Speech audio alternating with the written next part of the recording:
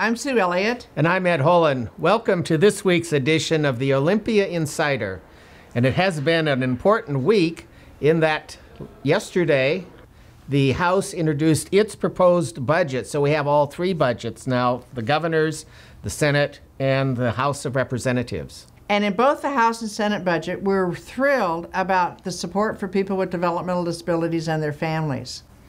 In the big picture, there are quite a lot of differences between the budget, especially the Senate and the House. The Senate took its approach by mainly making cuts without new revenue, and the House did some cuts. They tried to fully fund education, and they added some revenue to their budget. So in the big picture, there are some differences, but we are pleased with the support that's provided to people with developmental disabilities and their families. I heard from one of the newscasters that they said the Senate budget had about a 7% increase in state spending and the House about a 10%. I think, to reiterate what you were saying, it's how and where they support. It's how they get the revenues and where they and who it is that they support that is the difference. Earlier we talked to some folks and they shared with us the impacts that this budget would have in the lives of people with developmental disabilities.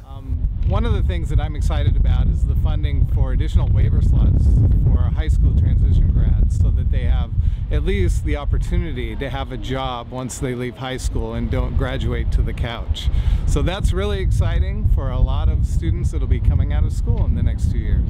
Well, we're thrilled that both budgets are funding the pay raise for the individual providers, and that there's no further cut in Medicaid personal care hours. That's very important to our self-advocates, people who use personal care. I'm also thrilled to see the crisis stabilization continue to be funded so that we can be helping parents and children who need out-of-home stabilization. We're really pleased to see the House budget. They gave a great priority to people with intellectual and developmental disabilities. In particular, I love seeing $2 million for families with the Individual and Family Services Program. It's such an important program to help families get respite, so we're quite pleased.